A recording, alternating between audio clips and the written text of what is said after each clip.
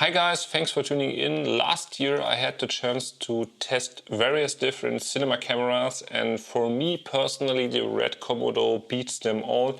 But there was one camera that was really close in terms of image quality, and that's the C70. And that's what we're gonna do today. We're gonna compare both cameras side by side, dynamic range, color science, and so many more coming up.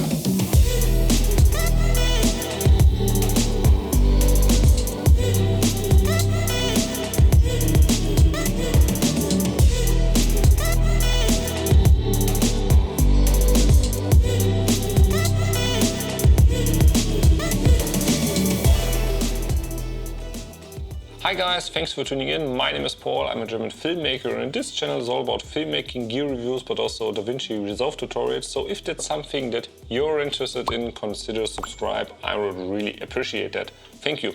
So first of all, thanks to Canon Germany and Teltec who loaned me the C70 for a couple of weeks so that I can test it. Without them, this video wouldn't have been possible at all. But my opinion is totally honest, so they didn't say to me anything what I should say about the camera or anything, or they also didn't pay me.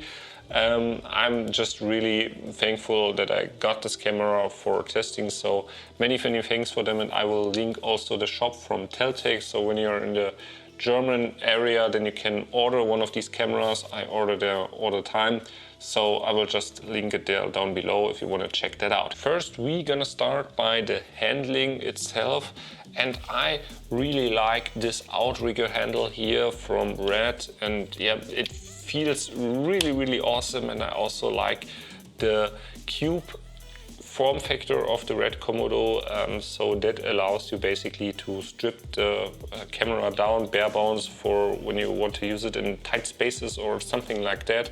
Or you can easily rig it out with a monitor, V-mount batteries, rails system, whatsoever. So this is a proper cinema camera. The only thing that I don't like really is that I don't have that much buttons for me to activate certain functions, as I have also on the Blackmagic Pocket, which I'm recording on right now. Whereas on the C70 you have like a bunch of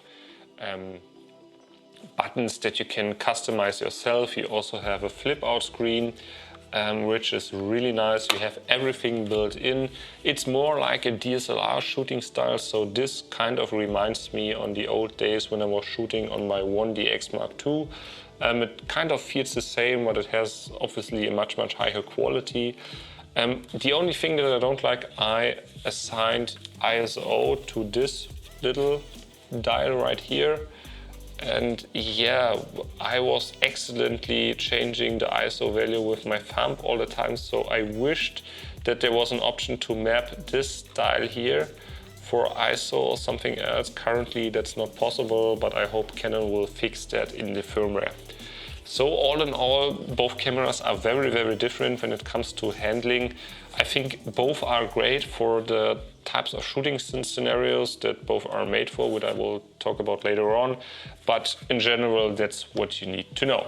So now let's talk battery life. The RED KOMODO uses two Canon 955 batteries, and that's a feature that's mostly overlooked, I think, because these batteries are hot swappable, meaning when the camera can still run on one battery and you can flip out the old battery or the battery that has died and replace it with a new one, and that allows you basically to run the camera all the time. So that's really great. But when we are talking about normal battery life and how long lasts you one battery, the Canon C70 with this single BPA 30 battery is amazing. So it lasted like almost 3 hours, and here I get there with two 955 batteries. Also on the RED KOMODO, it's higher resolution sensor and all that stuff, but yeah, it's really amazing what the Canon C70 does. And that way also I want to talk quickly about the boot time.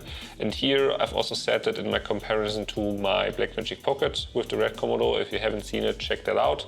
We'll link it for you here down below. The RED KOMODO needs like 30 seconds to boot up, and then you need to wait another 1-2 minutes depending on where you are for the optimal temperature that the camera needs. And when you're changing from different locations where the temperature is so different, you also need to black shade the camera, which costs you like another 5 to 10 minutes. So bottom line, what I was saying, the RED KOMODO is not the fastest camera, so for run and gun scenarios and all that kind of stuff, it needs its time. Whereas on the Canon, it reminds you really like on a DSLR, you flip the button on and the camera is basically within 3 seconds ready to shoot.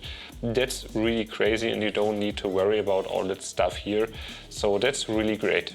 So let's talk quickly about sound, and here the Canon C70 is the clear winner for me because we can shoot, we can use XLR, mini XLR input here. We have 2 of them. That's really great, and the preamps on this camera sound really decent. Here is a sample for you. Every morning when I wake up, I need a cup of coffee, and if you like this kind of content, please subscribe to my channel. So as you've seen or as you've heard, I think that sounds really great. On the Komodo, we only have the normal 3.5mm input.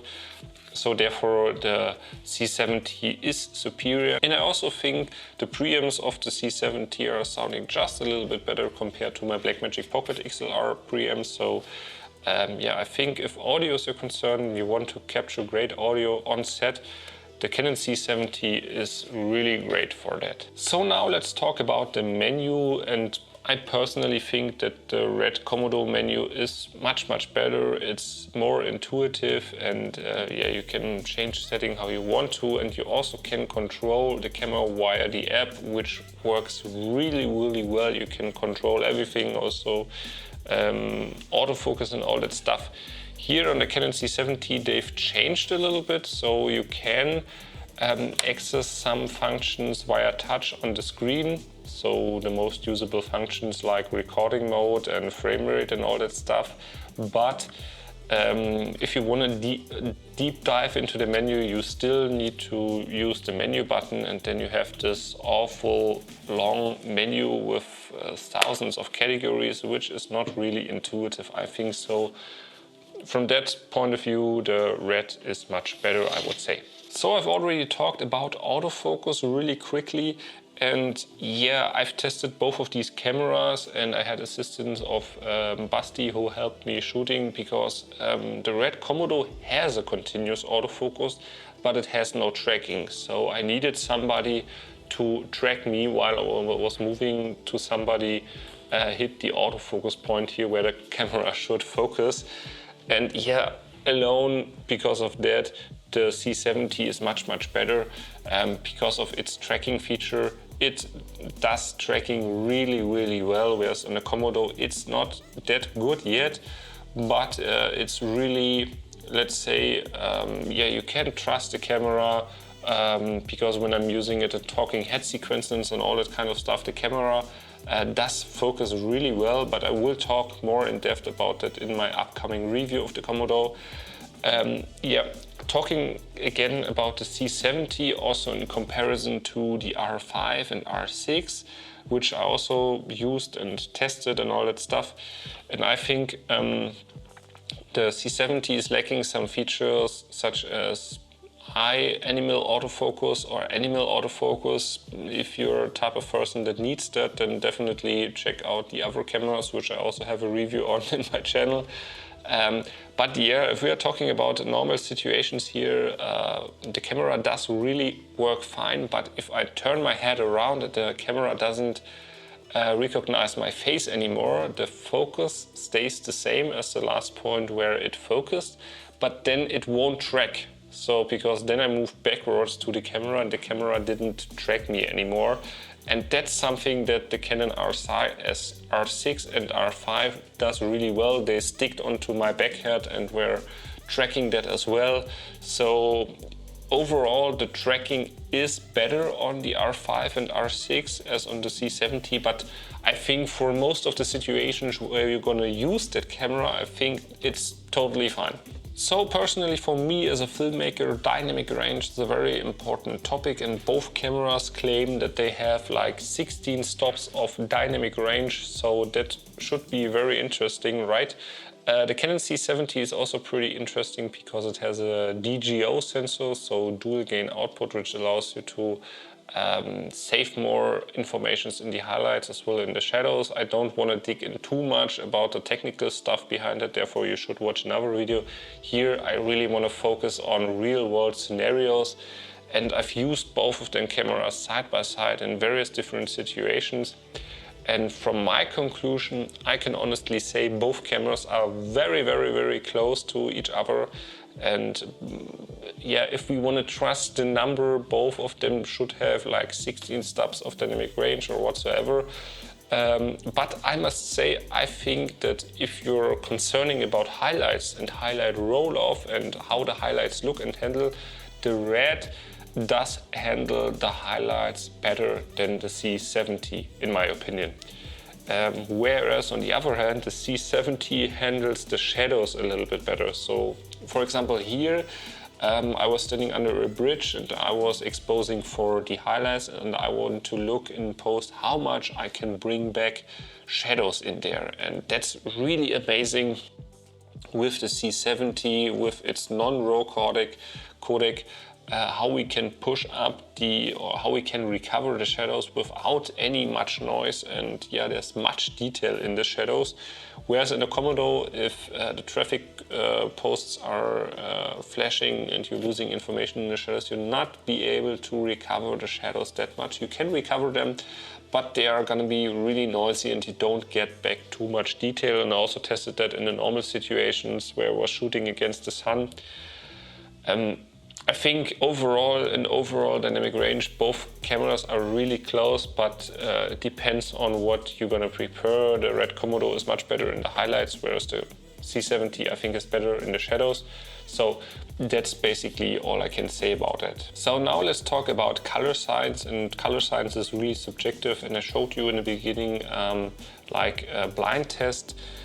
Camera A was the RED Komodo and camera B was the C70, and I think both cameras are quite close. However, I personally found the colors of the RED Komodo a little bit better. Skin tones were more on point. The C70 always looked a little bit more magenta. So, but yeah, neither of them look bad or something like that. It's just personal preference, I would say, and the codecs are there to manipulate the footage however you want to. Then I also want to talk about sharpness and overall image quality. Let's quickly talk about sharpness because I don't focus too much on sharpness. The RED Komodo has a 6K sensor and the C70 has a 4K sensor. And yes, the image looks sharper on the RED Komodo, but yeah, in the cinema world you don't want to have the most sharpest image possible. You need like you always use like diffusion filters and all that stuff. So yeah, that's not really a big advantage here, I would say. But overall, from the image quality, I think both cameras are really damn close, and they can create beautiful images, films with either of them. However, that also depends on the codecs, and that's what I want to focus on right now, codec and post-production workflow. I personally really like the RED RAW, and also Apple ProRes is like an industry standard, and here we have an Canon codec, which is Canon XFAVC. It's also great, 10-bit 422, nothing to complain about that, but I personally prefer to have also ProRes internally because let's say when you're shooting for a client or an agency and they say to you, hey, let's do a buyout and we want to have the footage from you,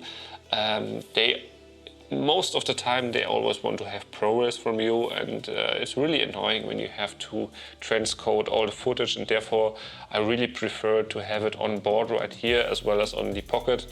I don't understand why Canon does that. I don't understand. And also the RED RAW is the best RAW codec side to side, I think, with Blackmagic RAW, from all the features that it has and the things that you can change. But also talking about color grading and heavy color grading, the 10-bit 422 codec in this camera is really amazing. There's no noise in the shadows or something like that, and you can pull the image really far, but there's also a limit because it's not RAW.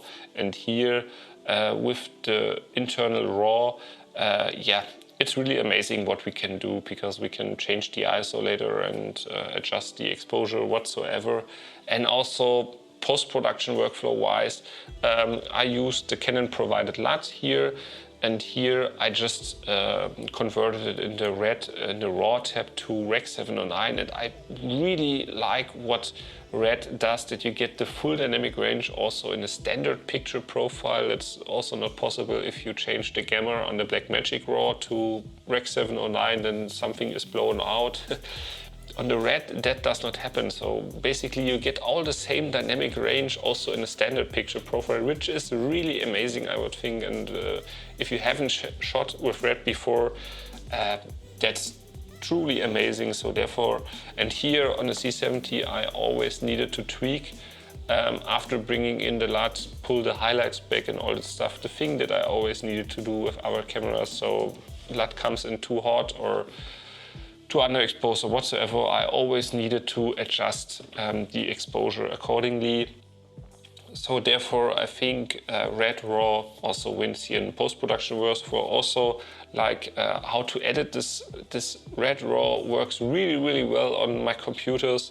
So, and the normal all-eye codec here works really well as well in the Canon C70, but the long GOP version, which you get in 50p or above, can be from time to time a pain in the butt to edit, because I use iMac from 2019 maxed out version, and yeah, sometimes in DaVinci Resolve it was a little bit struggling, and I never had that issue with RED RAW or either Blackmagic RAW or ProRes.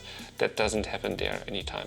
So let's talk quickly about ISO performance. And the RED Komodo is not the greatest when it comes to low light. However, it's a little bit better to compare to other RED cameras, not the Gemini, but here you can use the camera up to ISO 3200, and that's the maximum I would use. Here you get one step more, like 6400, and also you can use it in 12800 if you want to do like a noise reduction. So you get a really clean image out of the C70. So if low light is your concern, then definitely get the C70. Really impressive what it does for the super 45mm sensor. So before we're gonna wrap up this video, let's talk about slow motion here. And yeah, the RED Komodo is not the most interesting camera when it comes to slow motion, because we can shoot and the full sensor readout in 40 frames per second. Personally, I don't really care, because when I'm doing like an interview which is shoot in 24 frames per second and then I want to get some B-roll, I always shot that in 50 frames, and here like 40 frames. It's not that big of a difference for me, and the look is also a little bit dreamy. But if you want to have 4K 60, sure, then of course get the C70. It does that internally. Here you need to drop the resolution down to 4K, which means the camera will crop in. Yeah, so therefore that's an advantage here. And also if we are talking about the 120p, the RED Komodo only does that in full HD or in 2K, and it crops in really tremendously. And there's a lot of noise in there, and actually you need to black shade the camera once you are ready to shoot for 120p, so it takes a lot of time. And here on the C70, I personally think that 4K 120 is the best I've seen in any camera by far. Not the Canon R5, looks like garbage to me compared to that. And also the 4K 120 of the Zcam E2F6 is not that great. It's really amazing how much detail, how much clarity you have in that 4K 120 file, and that's because that is a one-to-one pixel readout, not something pixel binning, line skipping stuff that happens in the R5. So therefore If your concern is 4K 120, the camera gets my highest recommendation. Be aware of tracking doesn't work anymore, autofocus tracking in 120 frames, so you can still use touch what to focus on, but it won't track your face anymore. You totally lose that feature, and if you're shooting in 2K 180 frames per second, you don't get autofocus at all. Yeah, I will talk about more about 180 frames in 2K about my upcoming review on the C70. So if you're interested in that, consider subscribe. So now let's come to the final conclusion. Yeah, both cameras obviously are very different and are attracting a very different target group.